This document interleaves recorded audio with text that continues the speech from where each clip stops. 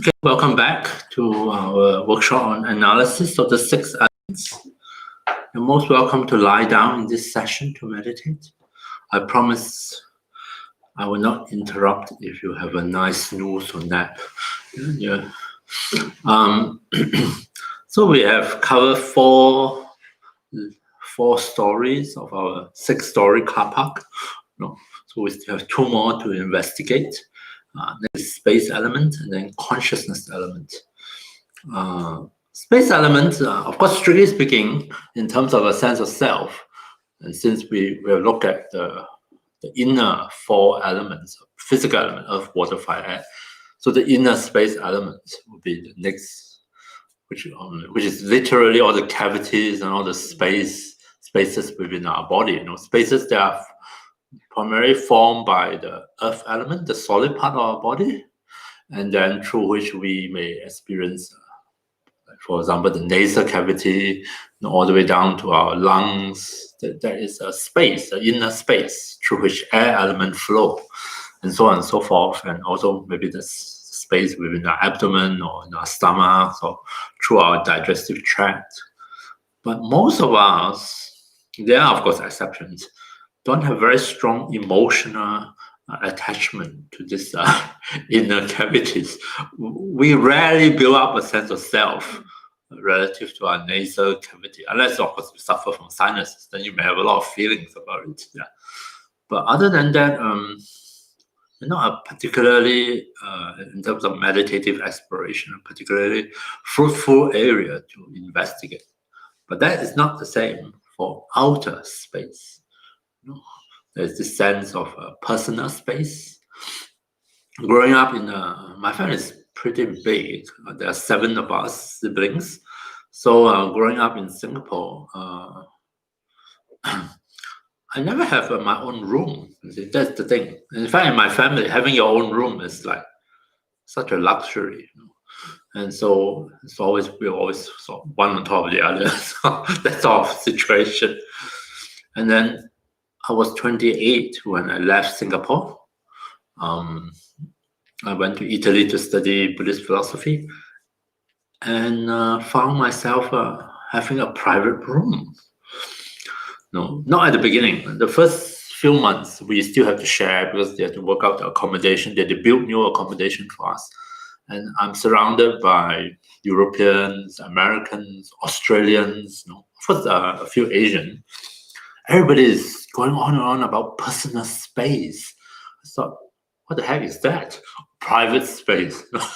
I mean, people are feeling pretty not used to having shared space, shared room for an extended period of time. It's not just 1 day, 2 days. It's like months, And so, a pretty bad roommate actually. My poor roommate at that time. It's a grandson, one of the teacher within FPMT. I used to have this ginormous alarm clock, the one with the 2 bells on top, And for some reason, I was so enthusiastic. I set it at 5:30 a.m. But I might be enthusiastic in intention, but not necessarily so enthusiastic in waking up, at least switching off the alarm and waking up. And of course, I'm deaf in 1 ear. I also tend to sleep on my good ear.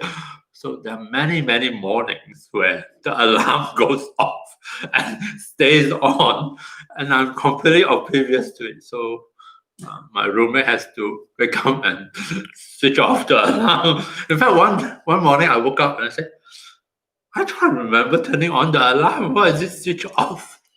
So I was pretty bad roommate, yeah. And I think I'm a sandpaper for my friend. That he has to practice perfection of patience. He said there are a few times he feel like picking up whatever things at hand and throw it at me. Yeah. So that is, I mean, we didn't end up in some life-threatening conflict, but that is the sense of space. A space, of course, in this case, in the sense of a room or place. Right? Space defined by certain earthly structure, like walls and doors and furnitures and stuff like that. So you can, in this context, we can call it places.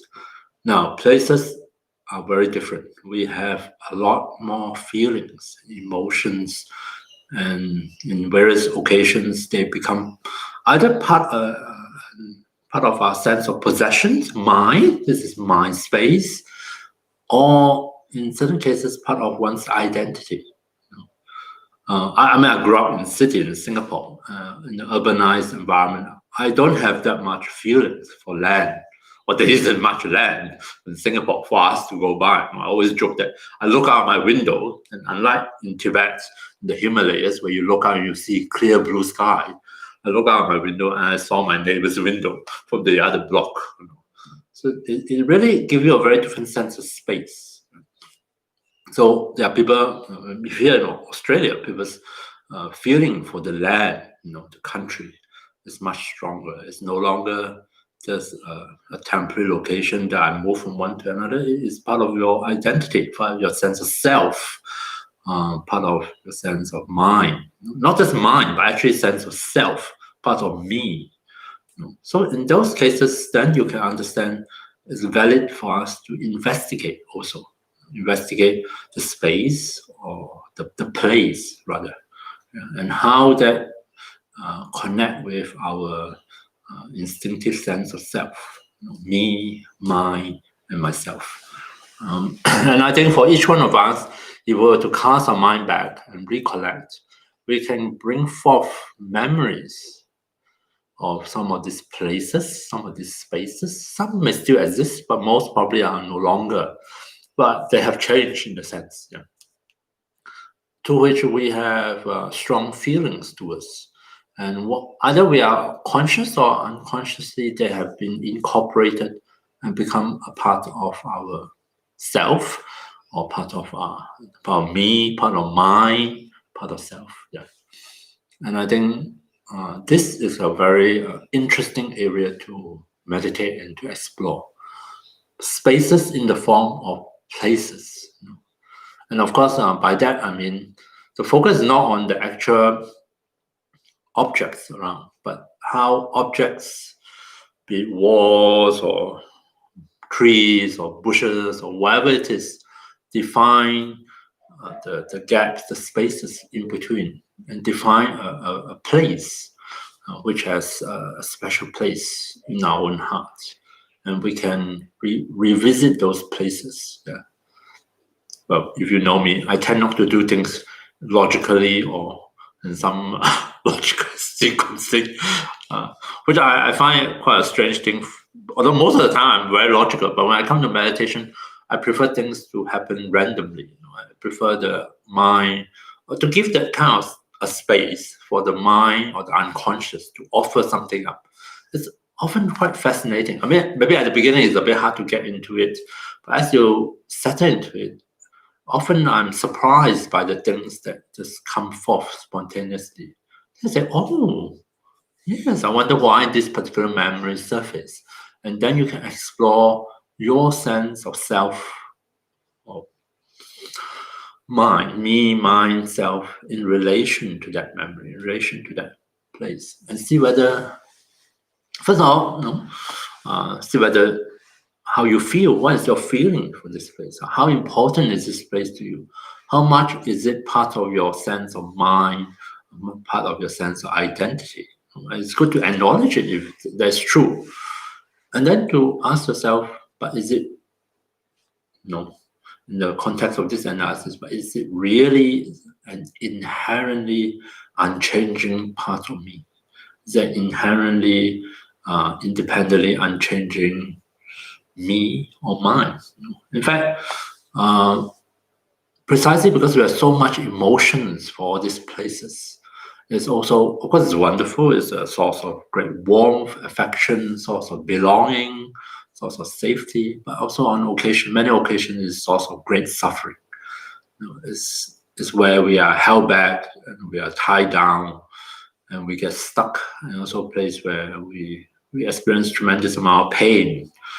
Because displacement is one of the great pain for people, not only in terms of physical security and safety, but also a loss of the sense of belonging. There's a rupture in the sense of self. It's been disrupted. But then there are always amazing human beings that, in spite of all these disruptions, in spite of all these losses, able to somehow rise above it, transcend it. They make a new home for themselves, for others. They rebuild a sense of community. In fact, it's said in Buddhist literature and also a lot of spiritual literatures, a truly enlightened and realized person, wherever they are, that's home. Because they are not attached to anything. They're not attached. They don't feel that they need to keep things fixed or static. And they are very adaptable. They're very flexible. I mean, it doesn't mean that they don't have a home, but they're not attached to it. And so when circumstances change, they're able to adapt to it. And I always find this a marvelous thing, to be comfortable with yourself, to be comfortable in your own skin. So wherever you find yourself, you landed in wherever, that place becomes a home for you. It actually indicates great resilience, with a great sense of inner strength and resilience, and also a genuine understanding of the impermanent nature of our reality. I don't know if I'm getting sense of it, but we have a lot of attachment to places. One reason probably because they're so much more solid and static. They give us a sense of a base, a foundation, a sense of safety or security, which is why we attach to it, which is why we quite often build it, maybe unconsciously, into our sense of self or sense of belonging. Yeah. And this is also where the Buddha's teaching point us that we need to take a look at it. Not so much that we need to displace ourselves or purposely displace ourselves, but to understand it's sort of like a double-edged sword. On one hand, it gives you a sense of belonging. On the other hand, you become so entangled with the place, the sense of self is so entangled that when inevitably change comes, we are ill prepared for the change. We find it very hard to adapt to the change, rise above the change, and as a result of that, we suffer tremendously. And so this is an opportunity for us to revisit all these important places or spaces in our life. And first of all, to acknowledge them, which is a wonderful thing, to appreciate what we have had or still enjoy. There's no need to get rid of your precious house anytime soon. Yeah. I always joke that a cave is a lot more uncomfortable than a house, and you really appreciate a flushable toilet when you don't have one. There are all sorts of other issues to come up with when you don't have a proper sewage. Yeah. So I'm not saying that in order to be renounced or to realize emptiness, you need to get rid of all these things.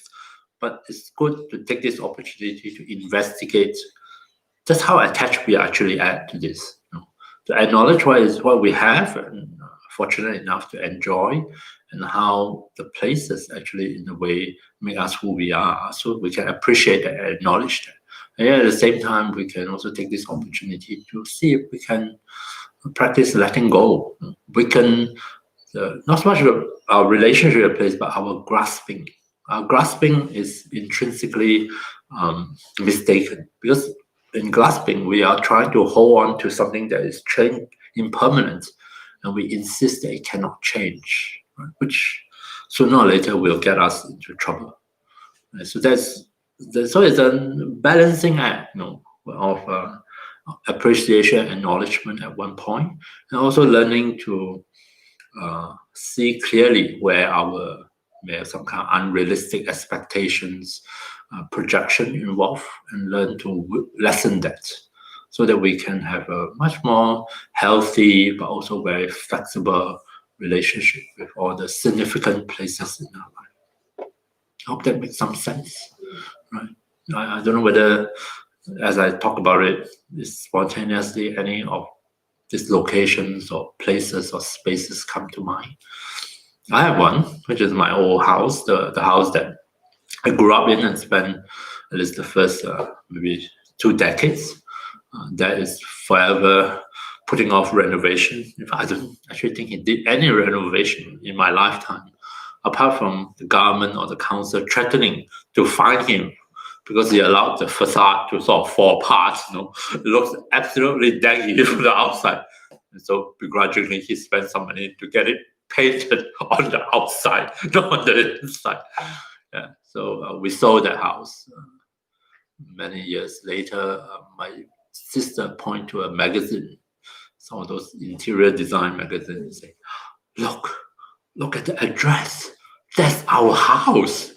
It looks like a palace inside. It was a Baroque style, like all sorts of stuff and chandeliers, and it's really, really posh looking. It was bought over by, at one point it was a warehouse, then it was bought over by I think a famous hairstylist, and it was transformed. Didn't have 7 kids. No, I don't think you can keep it that clean with 7 kids running around. I said, wow, this is incredible. Looks like we'll be sitting on the potential of something like this. What's the new place? That place. I mean, I walked past it when I went back to Singapore. Has no longer, the feeling is no longer there. It's not this new place. No matter how nice or fashionable it looks, it is the one in my memory that stays with me and in some way define me. Yeah. And I can look back and have all this. I have plenty of memories around. Not 20 minutes is not going to be enough to revisit that. And that place is no longer here physically. It stays with me. It becomes part of me. So that's the sort of kind of thing I suggest you to look for. An appreciation and acknowledgement of the places in our life, in our hearts, yet at the same time, not also acknowledge impermanence and change, and to have a much more fluid and a relaxed attitude with these places that in some sense define us, but they are not intrinsically, inherently a part of our self-identity.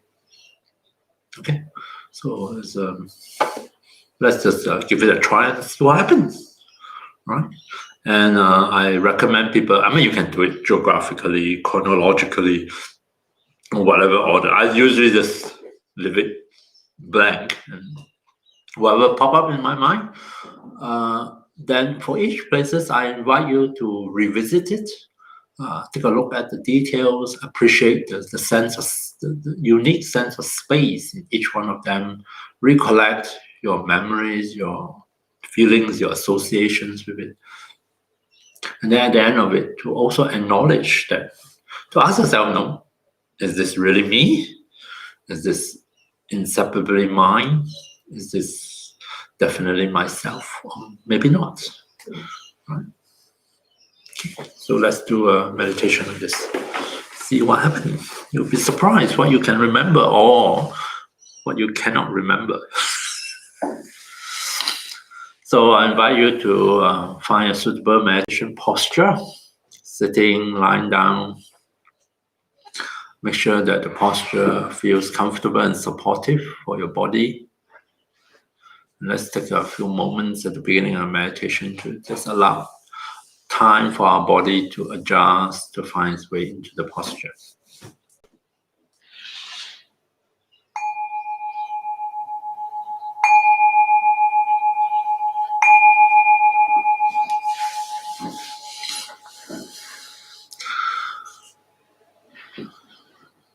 So as we set our body into the posture, checking on the different elements.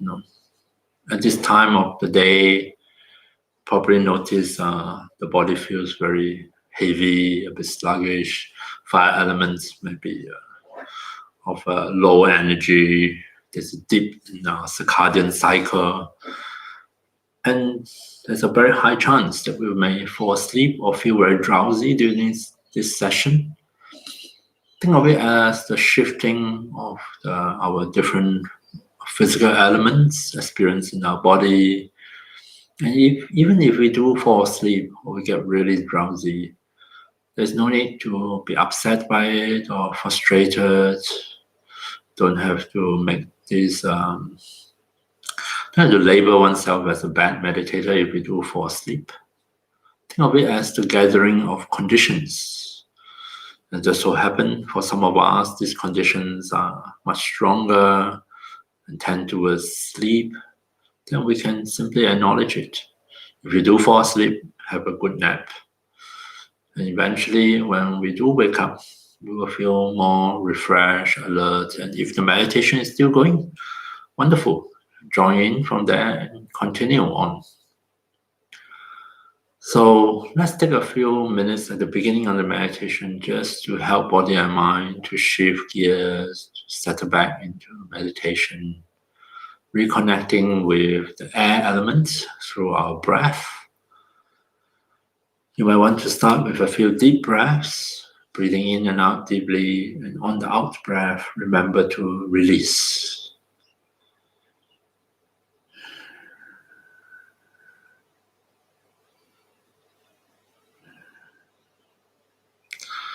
We allow the breath to settle back to its natural rhythm. We surrender the breath back to the body, allow it to breathe itself. See if we can rest our attention on the sensations of the breath. Allow ourselves to fully experience the in-breath and the out-breath.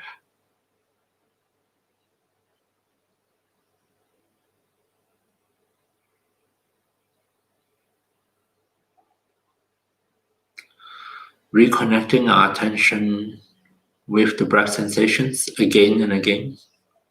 Each time we come back to the breath, see if we can make use of the opportunity as we breathe out to deepen the sense of release. Just as we release the carbon dioxide, the stale air in our lungs, we can imagine as we breathe out, maybe some of that tension, discomfort, tightness in the body, maybe some of it may just flow away and disappear with the breath, leaving our body feeling so much more relaxed, so much more at ease and comfortable. We can start with the face, where we so often unconsciously tense up the muscles.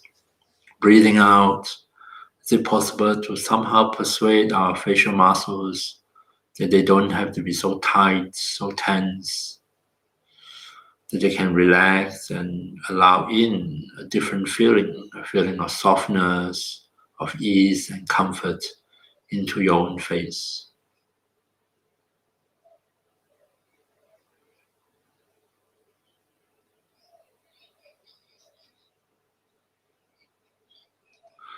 Coming back to the breath, reconnecting attention with breath sensations, breathing out. See if we can deepen the sense of physical release. Slowly, gradually, without pushing, without rushing.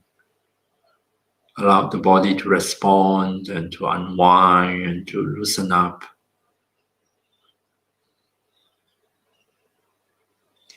Breathing out, releasing.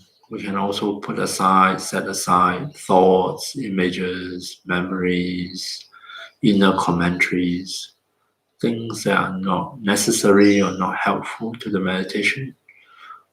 We can acknowledge their presence, their arising, but we don't have to follow them. We don't have to reinforce them. We can allow them to flow away with the out breath.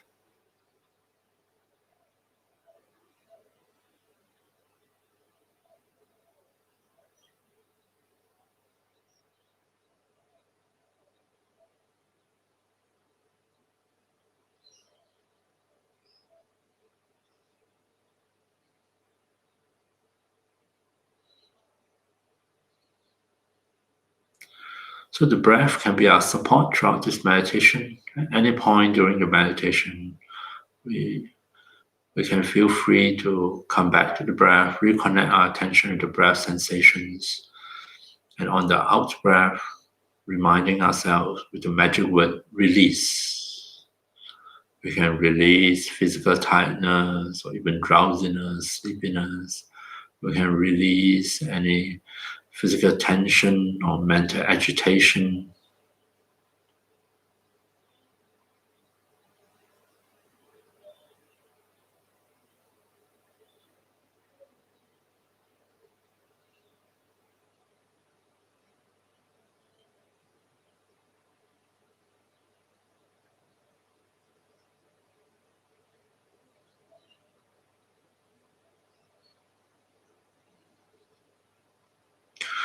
And whenever you feel ready, you can shift to the actual meditation, investigating the different outer places or spaces that we have special feelings for, that we may have one way or another incorporate into our sense of self, into our sense of belonging. Now is a good time to recollect them, to bring them to mind, to revisit the details of each of these spaces, and to investigate our feelings, our emotional association with these places. And of course, to ask the all-important question, is this me? Is this mine? Is this myself? So I invite you to investigate in your own way. Most probably keep the mind open and just invite a particular memory of a particular place at random to come to mind. And for each of these places, spend some time, revisit the details, what I can remember, and to explore the emotions, the feelings, and associations I have for each one of them.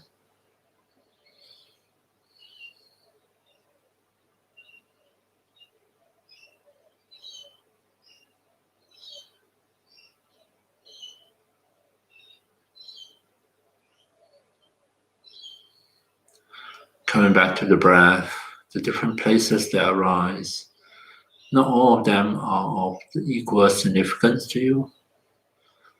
Some are maybe more random. We don't have that much emotional entanglement with the place, and that is perfectly fine. We can acknowledge it, we can acknowledge our memories, our feelings, and then when we feel ready, we can let it go and move on to the next spaces.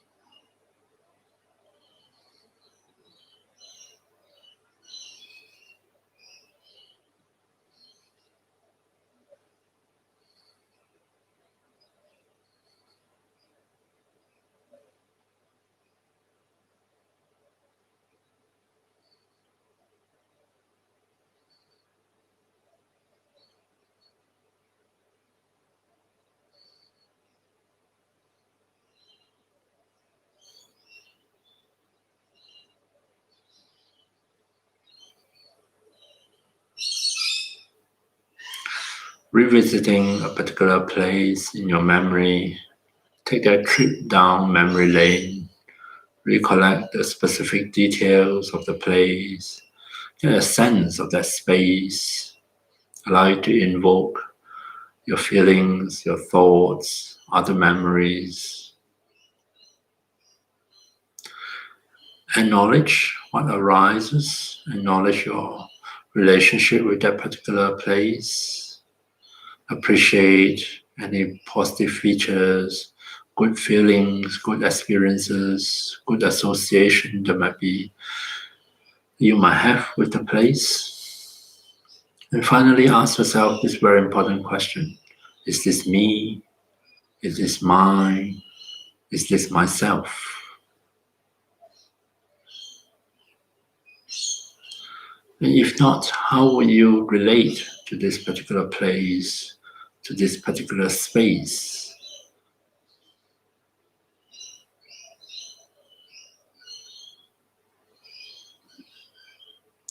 Is it possible for you to acknowledge and appreciate it for what it is, yet at the same time hold lightly to that connection you have with the place, to your relationship with that place, without grasping, without trying to somehow resist change?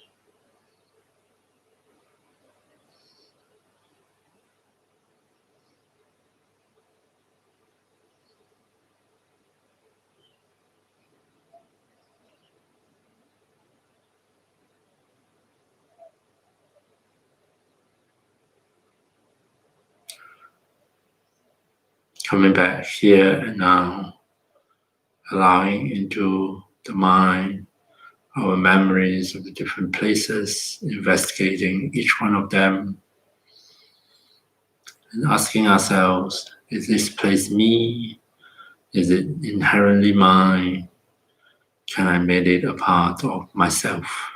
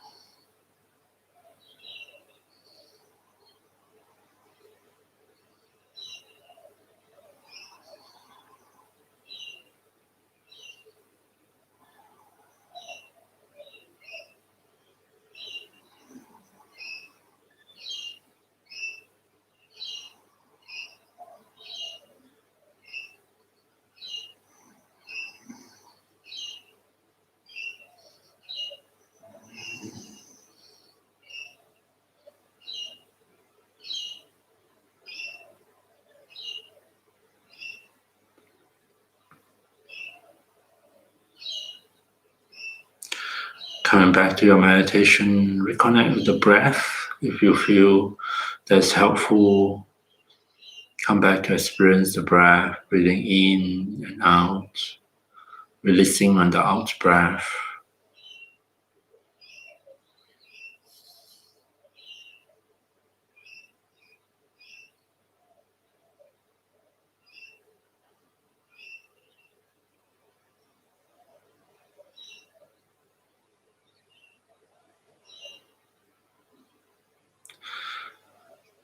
And bring to mind once again one of the many places or spaces that are of significance to you, that you think has become a part of your sense of who you are, or what you possess, to whom you belong to.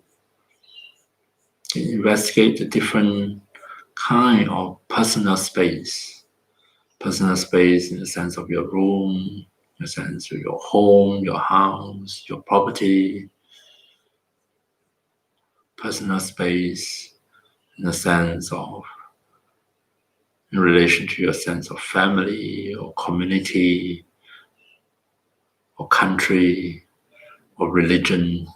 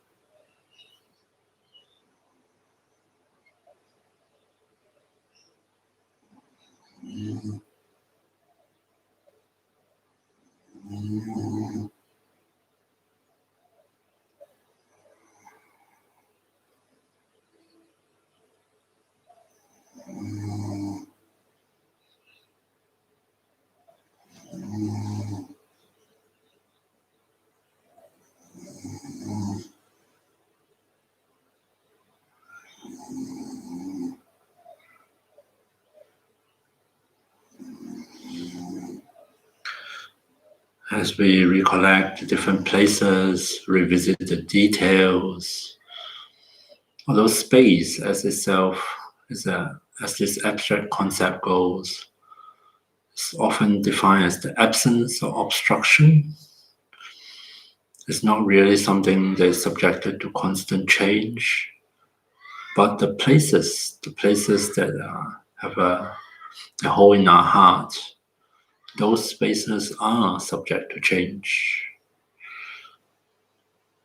The walls, the furnitures, the different objects, the items within those spaces are impermanent, they change. And as those change, the spaces themselves become something different. The place become a different place. And something that's of the nature of impermanence and change, is it suitable for us? Do they claim this as me, as mine, as myself?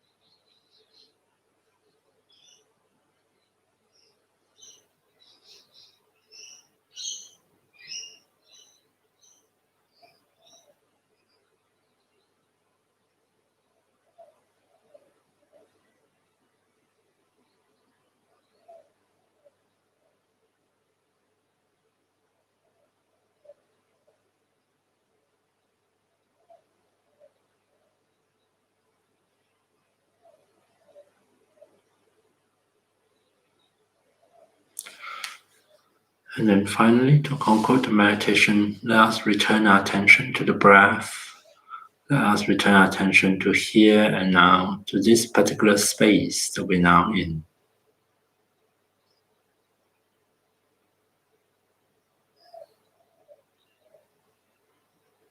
Right here, right now, alongside the breath sensations within this particular space.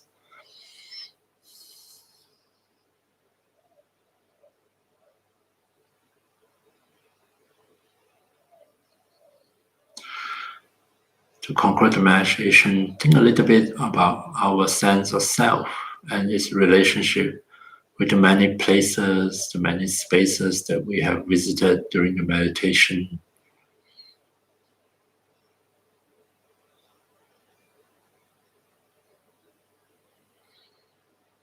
Is it possible for us to find anything unchanging, anything permanent and absolutely stable and static in and among all those places and spaces that we can somehow hook the name me, mine, or myself onto?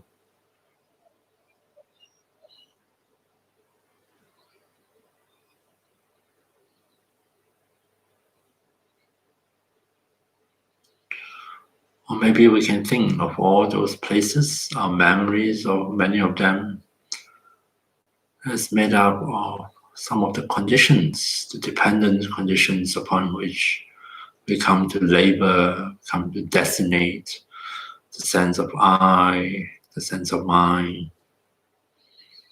Nothing is permanent here. Everything is changeable. Everything is interdependent.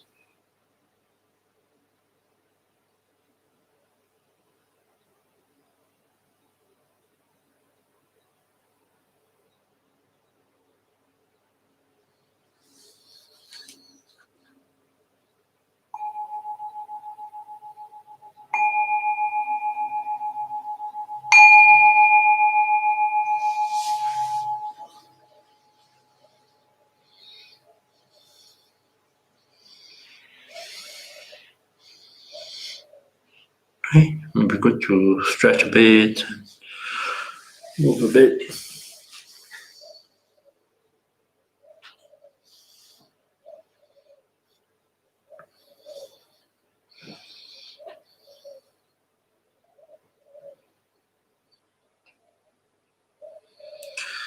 The space element is a strange element. You would think that something so abstract and so, well, basically it's nothing, Basically, this space is nothing in a sense. The absence of obstruction. And yet, at the same time, can be something that we have strong feelings towards and strong association, and in certain cases, strong grasping at. But space is not the one that we, especially in this case, space is outer space, outside of us, the so-called outside of our body. The last element, consciousness element, is the one where we probably have the strongest feelings towards, most very instinctively we grasp onto the consciousness, our mind, as well. This is it. This must be me. This must be the self. What can be more intimately associated with me? What is so intimately belonging to me other than my mind, my consciousness itself?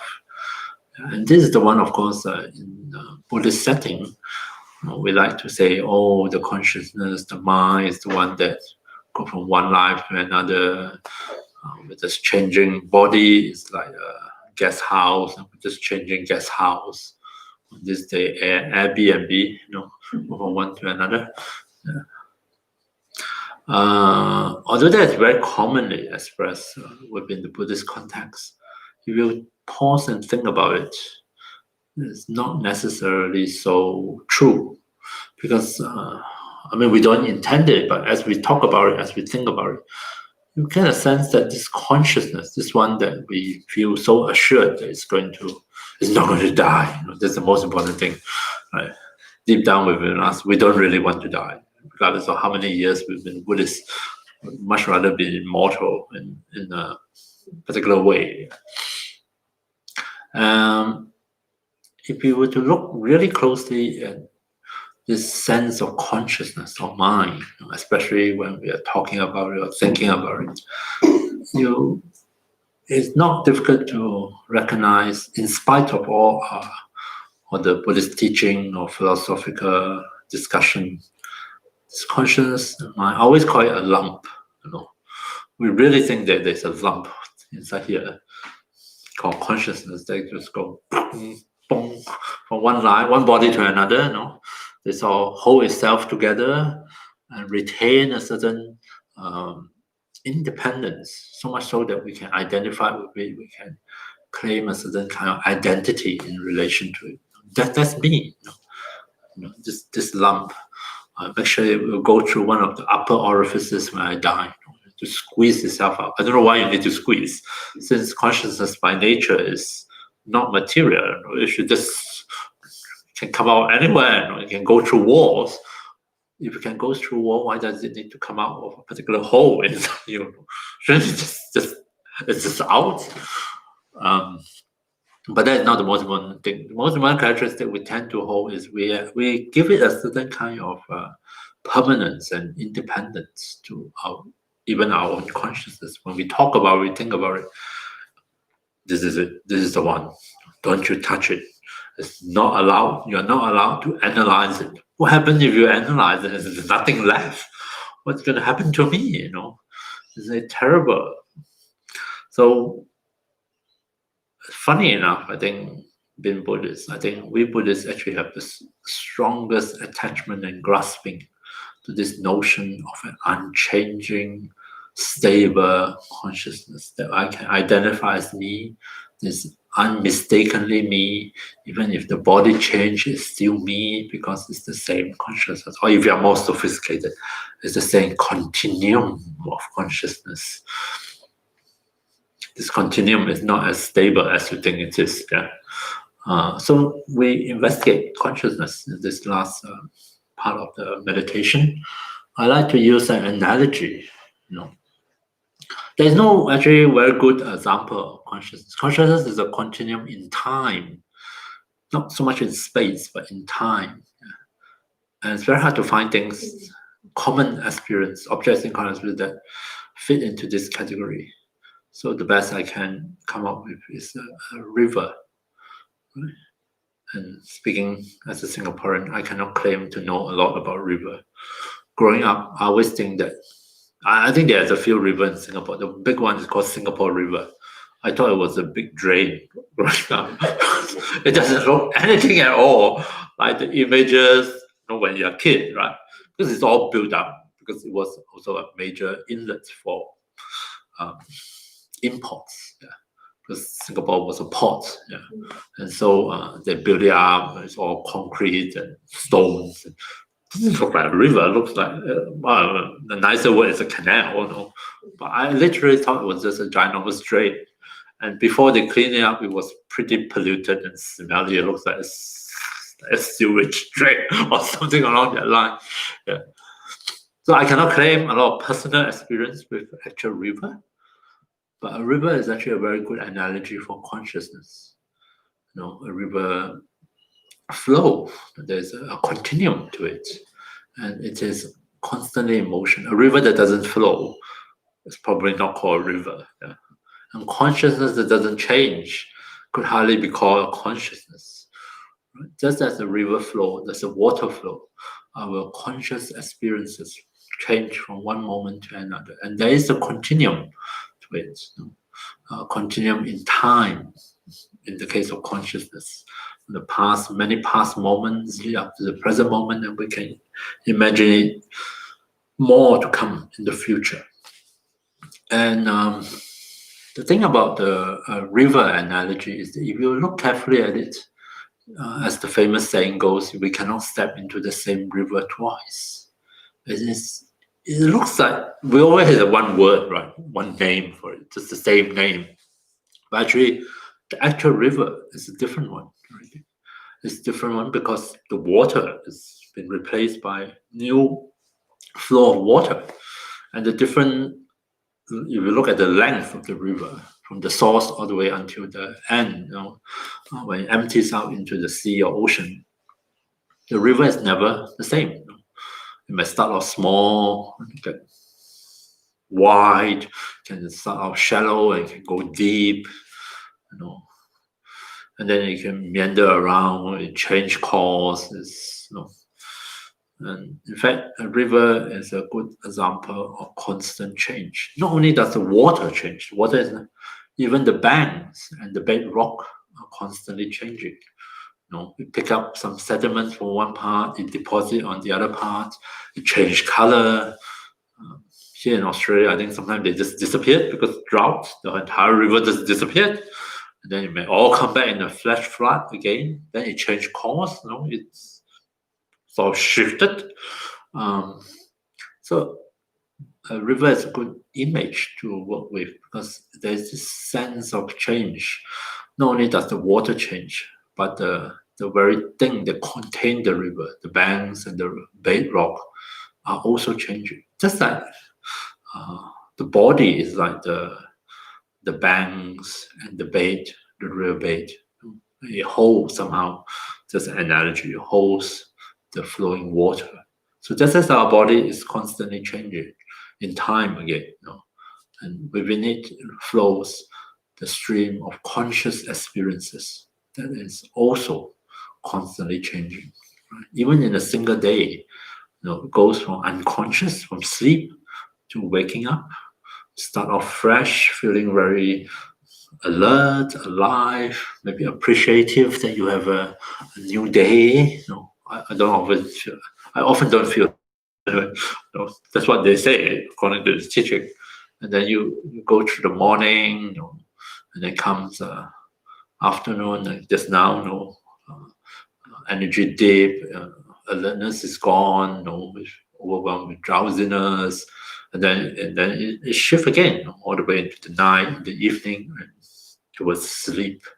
So within a single day, the stream or the continuum of our consciousness is never stable, never unchanging. In fact, it's just one moment of conscious experience replaced by another. But of course, most of the time they're pretty boring, so you don't really notice them, which actually is a blessing. But there are other times in life where every moment something is happening, one after another. As they say, bad things don't happen in isolation. So you have all this upheaval, ups and downs, ups and downs. In those moments, you're probably very appreciative of all those days, in the past when nothing seems to happen, because it's like a great relief from all the emotional turmoil. And in and among all those moments of consciousness, is it possible for us to point to any one of them and say, "Oh, that's who I am. That's me," or "This is mine. This is myself"? And that's what we need to investigate. And because consciousness is also so intimate to us, it's the very means for us to know, for us to identify, for us to know the world. So consciousness means to be conscious means to know, right? So it's understandable that it's probably the thing that's most closely related and closely identified as me, as I, as self. And as a basis for labeling the name Cheong, in my case, maybe that's all right. But the difference between the label Cheong and the consciousness itself is that so far I'm still calling myself Cheong. When I was young, I wanted to change my name, because you ever put my name together, the initials and my surname, you can understand why. This is where parents are the source of great agony and suffering for your child. W.C. Cock. Can you imagine? It's like when I went to 2.5-year army with this name tag, W.C. Cock, and my sergeant would pick on it. W.C. Cock, get your whatever down here immediately. So I thought after I survived 2.5 years, I couldn't be bothered to change my name after that. Yeah, but the name stays the same, constant. But the consciousness that is part of it, so it's been referred to as a constant. Are we really the same person? Are we really having the same consciousness as we have 1 year ago, 10 years ago, when we are a teenager, when we are a kid? I don't ever want to go back to my teenage years, okay? Those are years of absolute misery. I also don't know why I'm so miserable, but I don't want to go back there. No, I'm quite happy now. I'm quite contented. So is it the same consciousness, unchanging consciousness? Is it the same water? No, just a river. River have the same name, but is it the same river? No. If the water is different, the banks are no different, the bedrocks are different, the course of the river is different. Everything has changed. The name stays the same. Is there anything here in and among the river that you can point to and say, "Oh, that is definitely the river"? Otherwise, is there anything here in and among the changing conscious experience and say, "That is definitely me. That's definitely the self"? Okay, so before we meditate, then who or what am I? Who and what is the self? Is the me? What is really here then? Who lives? Who dies? Who get reborn if there is rebirth? And I now and then I will do this meditation. I will look at the flower, and I will ask myself. We human beings, even Buddhists, we will look at flowers. Oh, impermanent, right? And then we look at ourselves and then not so impermanent, yeah, or rather not. Yeah. But let's say a flower on a branch, right? Start off as a tiny little bud.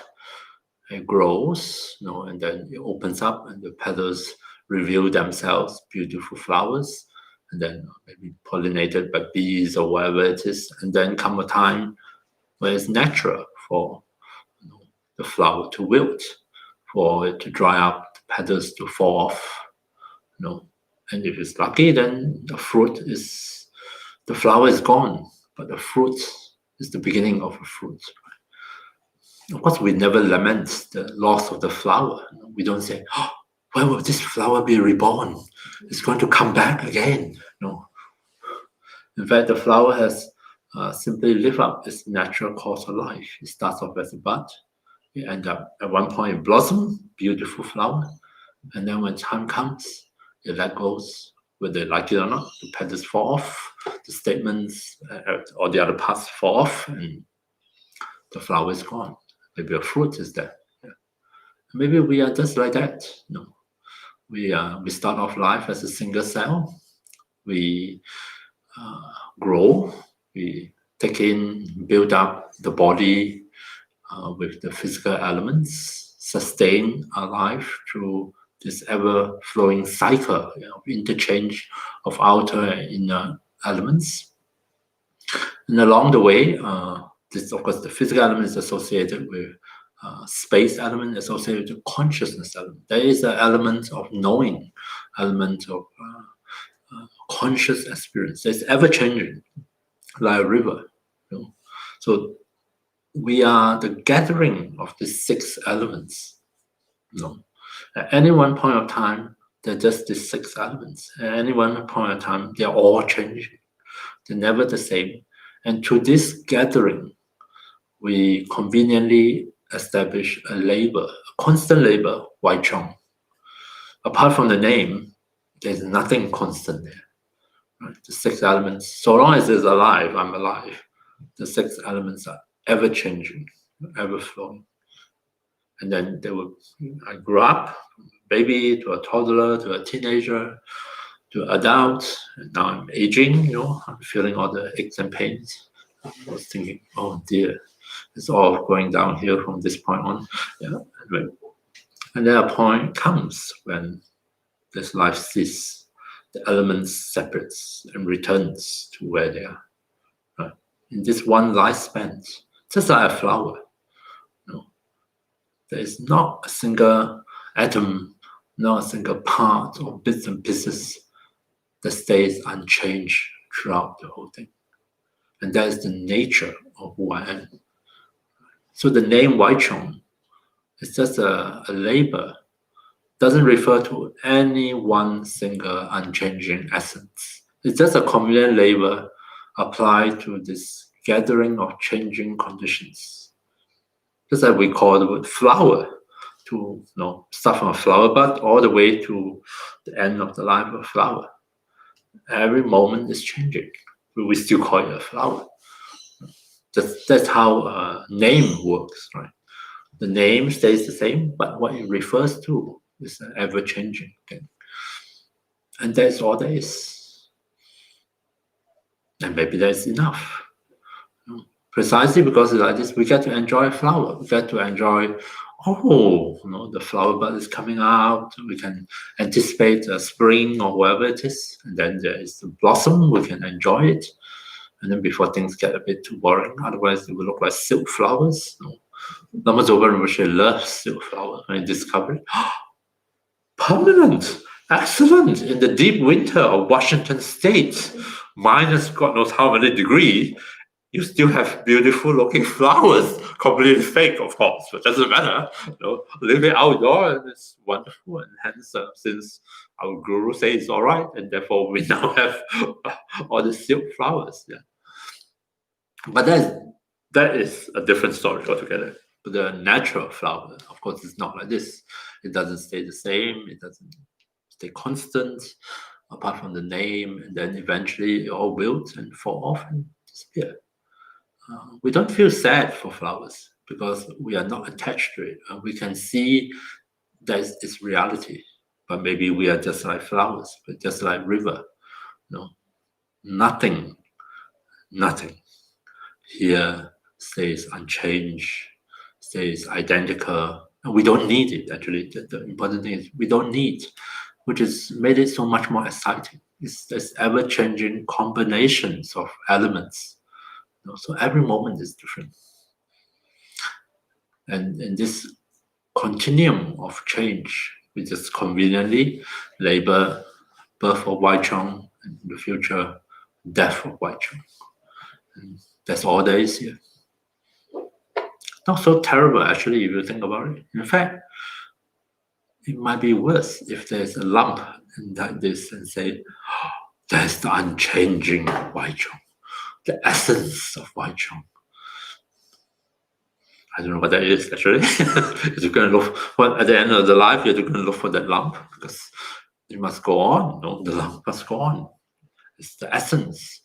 What will happen to me if you misplace my precious essence? So essence need to go from this life to the next.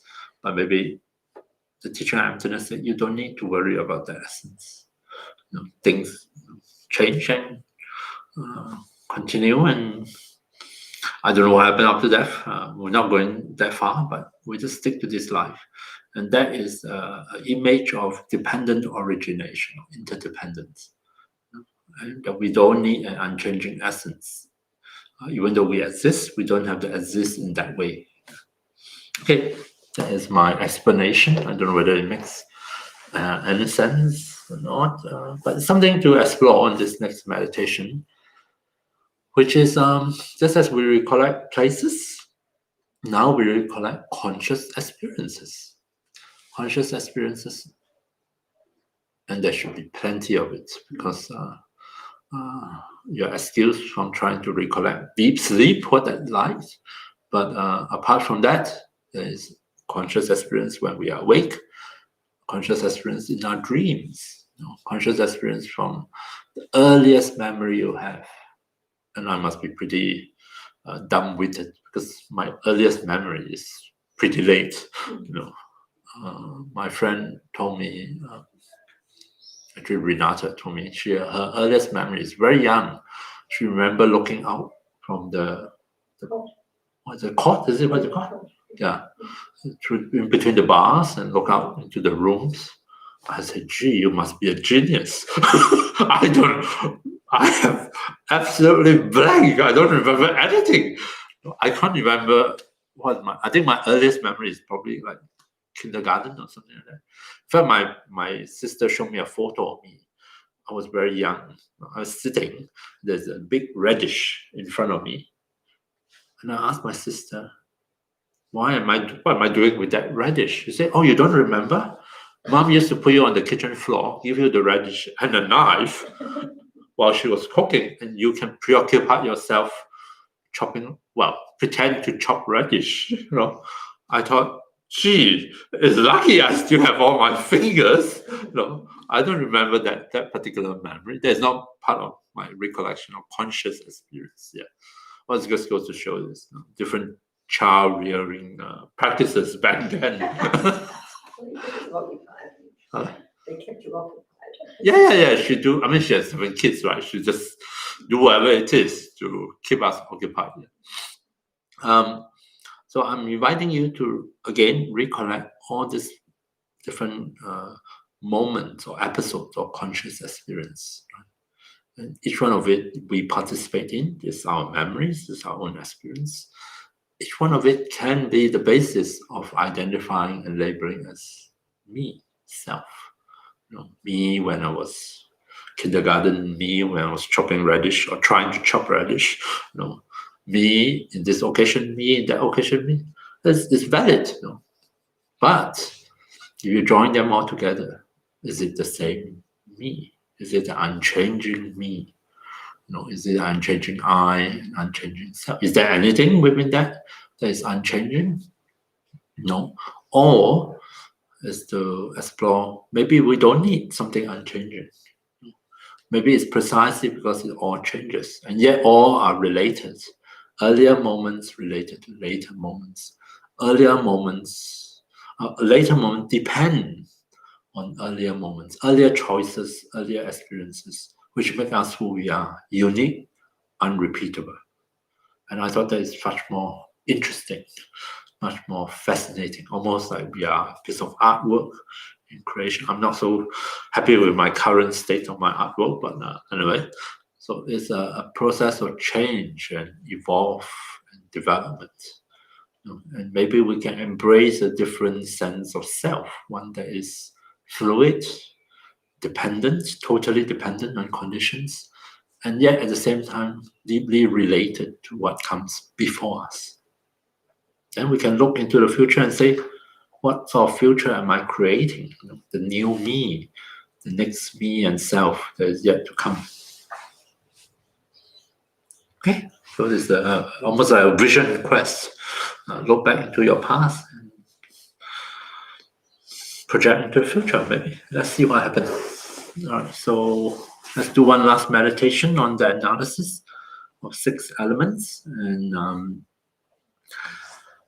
just as before, I invite you to take a few moments and settle back into your meditation posture. Connect with especially the earth element to give your body a sense of support. See if you can, in touch with the earth elements of the seed, of the ground, surrender your weight, the burden, rest your body comfortably on this stable support.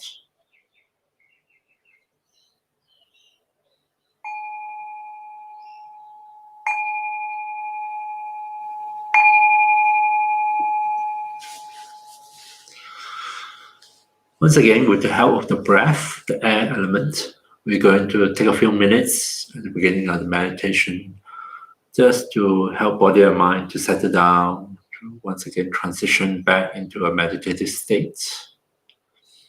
So attending to the natural breath, breathing in and out. See if you can make use of each out breath as an opportunity for you to release.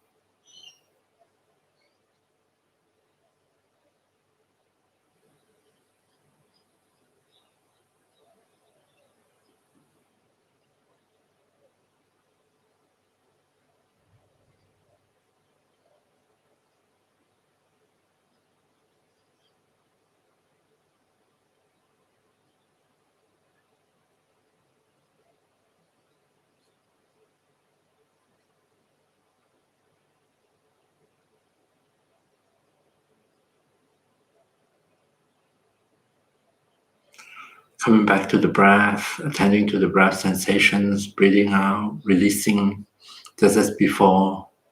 Good place to initiate and sustain the process of settling back and settling down is with the face. Check in to see if we have unconsciously tensed up any of the muscles of the face, muscles of the forehead, muscles around the eyes, the muscles in the jaw. Breathing out, is it possible for us to release any of the tensions here, to invite in the different feeling of ease, comfort, and softness into our own face?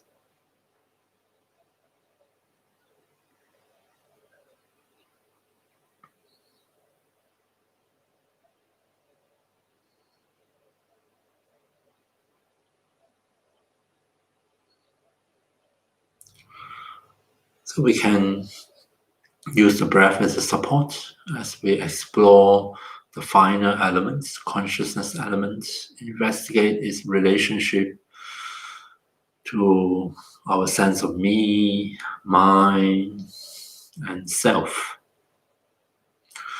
Feel free to come back to the breath at any point of time if we get a bit distracted or confused. We think of our own stream of consciousness, the continuum of conscious experience, as just like a river. The river, the water of the river is ever flowing. The conscious experiences of ours are ever changing from one moment to the next, never the same. Reach back to the earlier point of the river of our consciousness. Recollect the different experiences of the past from memory, different conscious experiences of different places, different occurrences, different happenings. As we revisit the details of each of those memories,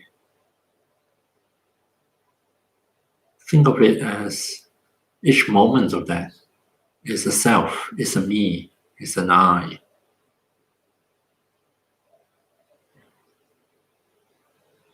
Appreciate the details of each of those moments and ask yourself, is this moment, this particular conscious experience, maybe a happy one, maybe an unhappy one, maybe a boring one, is this really me? Is this really mine? Is this really my unchanging, independent self?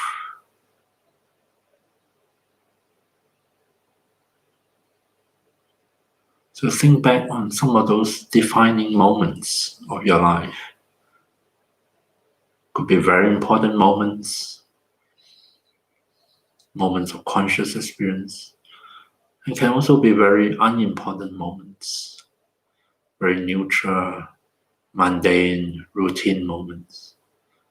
And ask the same question to each of them. Is this me? Is this mine? Is this my unchanging self?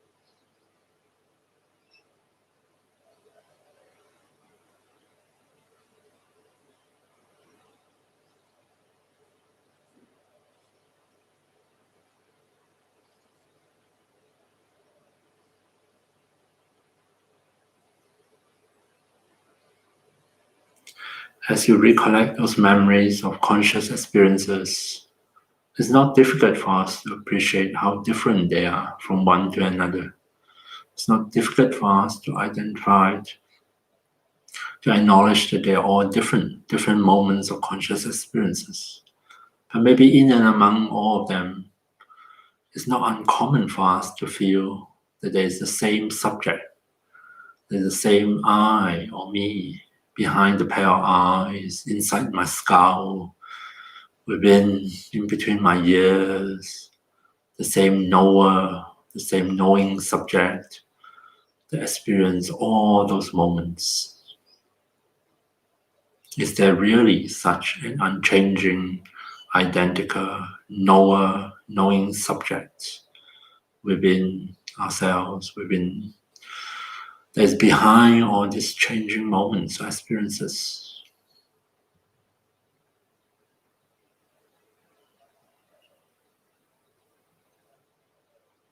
So I invite you to think about this and reflect it on your own. See whether you can convince yourself either way, whether there is one or there isn't one, in and among all those many moments of changing conscious experiences.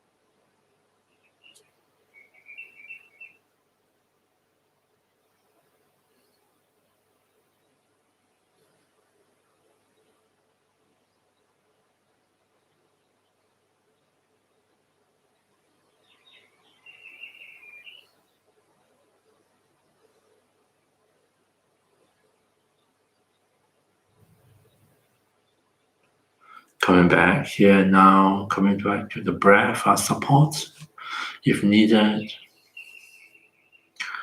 Recollecting many more of those moments of conscious experiences, investigating on our own,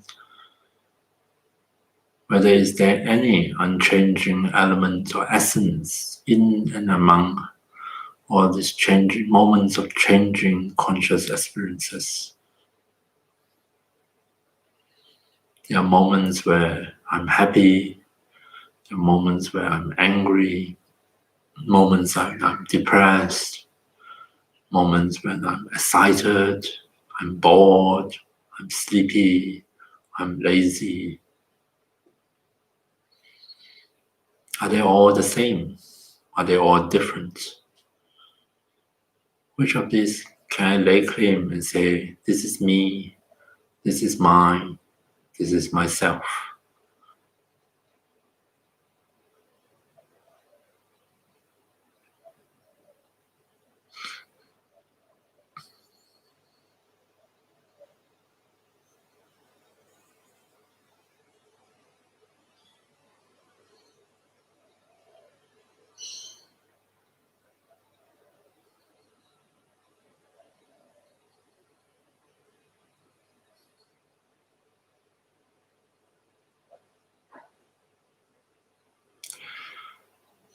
Just as we compare the stream of consciousness, our stream of consciousness, to a river, and just as like a river from the source, meandering along its course, changing, absorbing, eventually arrive at the end, at the destination, at the river mouth, as the river flows and merges with the ocean. To our eyes, the river surrenders its identity as a river and disappear into the ocean. What happened to the river? As we ourselves, as the continuum of our consciousness, come to the very end of this life, as the six elements inevitably say goodbye and part, what happened to me and myself?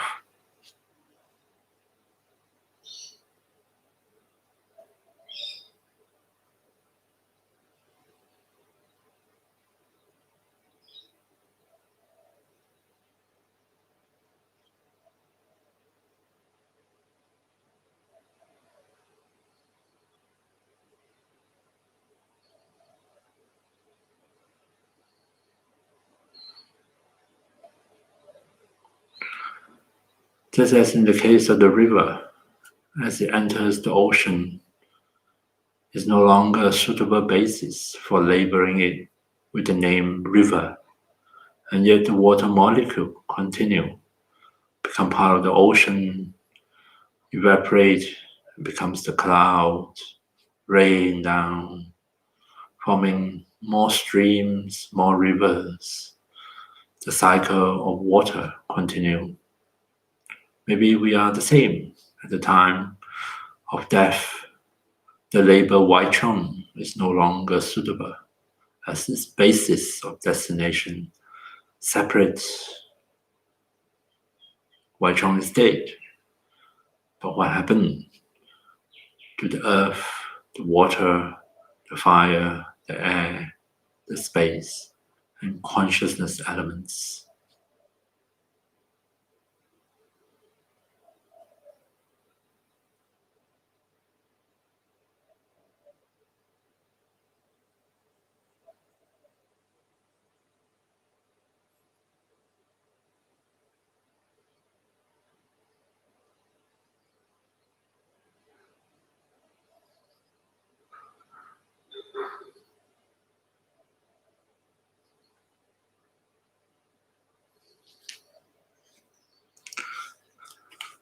And finally, let's conclude by doing our own dedication. We can imagine gathering up all the positive momentum or merit we have created through the meditations in this workshop.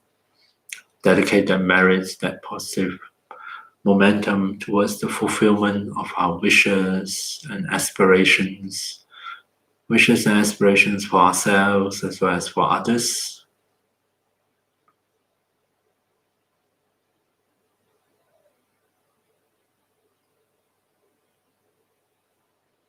We can dedicate them anything good or positive that come out of our practice. May they stay with us, may they linger in our body, mind, and heart, and continue to benefit us.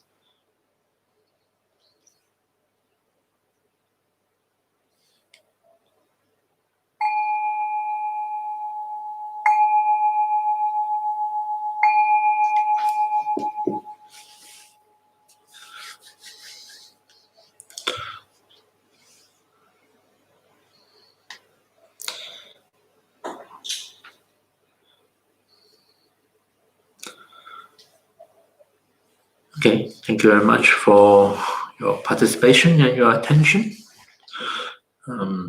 This is the easiest among all the analysis that I can come up with. The one with the least amount of explanation I need to give. Yeah. So I hope you enjoy the exploration and come back to it and come to your own realization, your own conclusion. And this is the last teaching of this year, 2020. So thank you for sharing it with me, and I wish you a very happy practice, and Merry Christmas, and a Happy New Year. Thank you. Thank you.